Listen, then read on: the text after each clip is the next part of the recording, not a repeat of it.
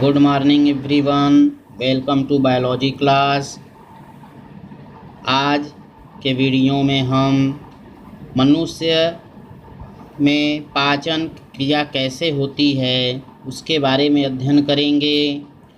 और यह पाचन क्रिया को जानना हमारे लिए बहुत ही आवश्यक है, क्योंकि पिछले वीडियो में हमने पाचन से संबंधित ग्रंथियों को देखा और उनके बारे में अध्ययन किया। लेकिन मनुष्य के आहार नाल में यह पाचन क्रिया कहाँ कहाँ होती है, किस प्रकार विभिन्न प्रकार के एंजाइमों का स्रावण होता है और उनमें क्या क्या विक्रियाएं होती हैं, उसका अध्ययन करेंगे। तो आइए देर न करते हुए वीडियो को प्रारंभ करें।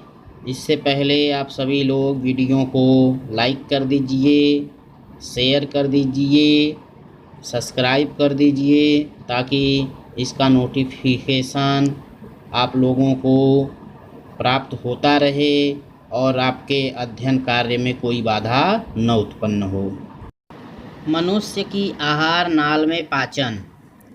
जैसा कि हम सभी जानते हैं कि भोजन मांसाहारी होता है, शाकाहारी होता है। यह ठोस अवस्था में, तरल अवस्था में हम ग्रहण करते हैं।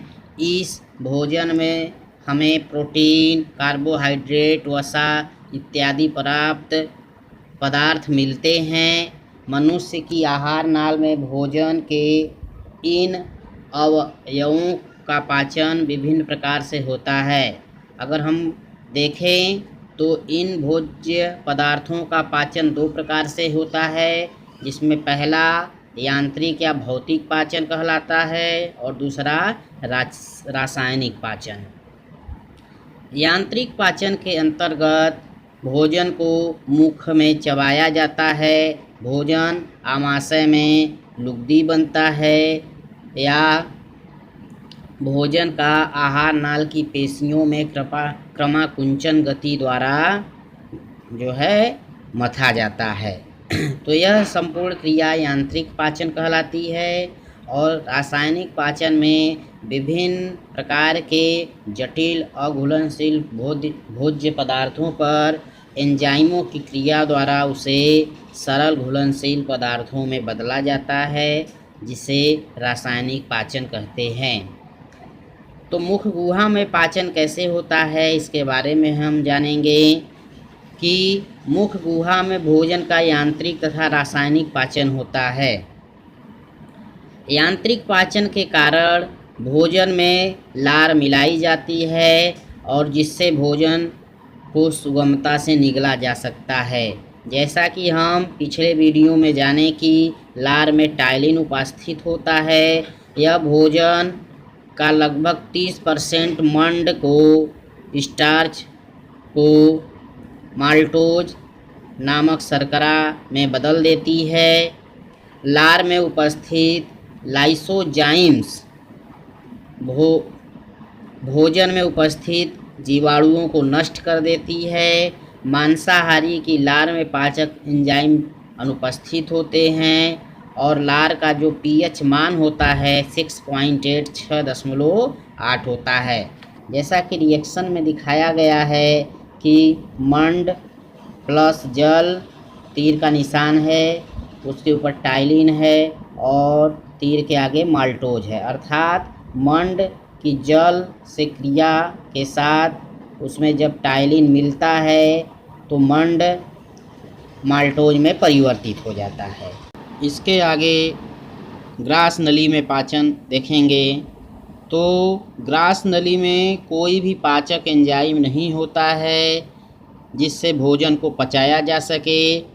केवल ग्रास नली में म्यूकस ग्रंथियां होती हैं, जिनसे म्यूकस स्रावित होता है और ग्रास नली की दीवारों को चिकना करता है और भोजन इस नली के अंदर से फिसलता हुआ गुजरता है और आमाशय में पहुंच जाता है।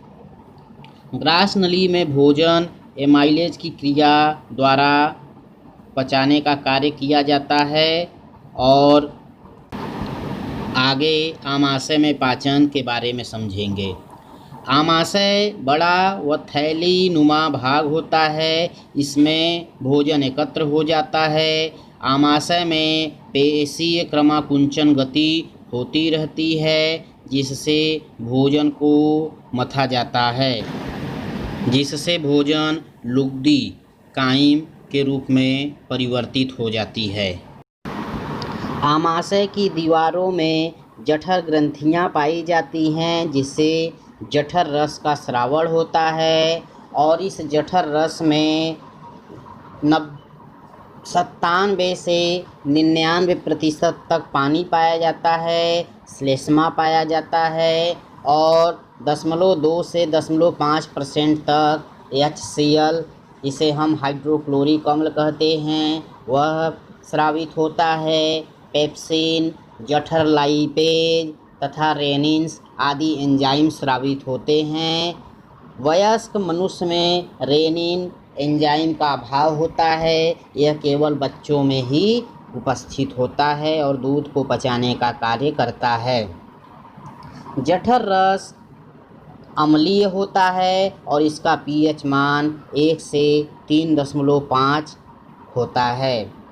हाइड्रोक्लोरिक अम्ल की बात करें तो यह भोजन में आए हुए जीवाणुओं, विषाणुओं या भोज्य पदार्थों में जो रोग कारक होते हैं उनको नष्ट करने का कार्य करता है और HCl निष्क्रिय पेप्सिनोजेन को सक्रिय पेप्सिन में बदल देता है, जिससे आसानी से भोजन का पाचन हो सकता है और इसके अलावा यह भोजन को सड़ने से रोकता है और अस्थियों को घोलाने का कार्य करता है। पेप्सिन के बारे में हम जानेंगे। यह प्रोटीन को प्रोटियोजेज तथा पेप्टोन्स में परिवर्तित कर देता है। जैसा कि अभिक्रिया में दिखाई दिया है कि प्रोटीन जब पेप्सिन से अभिक्रिया करता है तो यह प्रोटियोजेज प्लस पेप्टोन्स में टूट जाता है। दूसरा है जठर लाइपेज। यह आमाशय में वसाओं का पाचन बहुत कम होता है। यह वसा को ट्राइग्लिसराइड में परिवर्तित कर देता है। जैसा कि अभिक्रिया में दिखाया गया है कि वसा पर जठर लाइपेज की अभिक्रिया होती है, जिसका pH मान 2 होता है। यह उसे ट्राइग्लिसराइड में तोड़ देता है। इसके बाद तीसरा है रेनिन। यह प्रोरेनिन के रूप में स्रावित होता है। प्रोरेनिन HCl के H+ हाइड्रोजन आयन से क्रिया करके सक्रिय रेनिन में परिवर्तित कर देता है। सक्रिय रेनिन दूध के केसीन प्रोटीन को अघुलनशील कैल्शियम पैराकेसिनेट के रूप में परिवर्तित करता है, जिससे दूध दही के रूप में बदल जाती है। चित्र में दिखाया गया है केसीन प्लस कैल्शियम आयन, तीर के ऊपर रेनिन एंजाइम है। यह दूध के प्रोटीन को कैल्शियम पैराकेसिनेट में कन्वर्ट कर देता है। आमाशय में भोजन 3 से 4 घंटे तक रहता है, जहां पर पाइलोरिक स्पाइंसर के द्वारा यह भोजन को धीरे धीरे करके छोटी आंत में ग्रहणी के भाग में छोड़ता रहता है। छोटी आंत में पाचन का अध्ययन हम अगले वीडियो में करेंगे और बताएंगे कि किस तरह से भोजन पर विभिन्न एंजाइमों की अभिक्रिया होती है और कौन कौन से एंजाइम स्रावित होते हैं और भोजन का अवशोषण स्वांगीकरण कैसे होता है। तब तक के लिए धन्यवाद।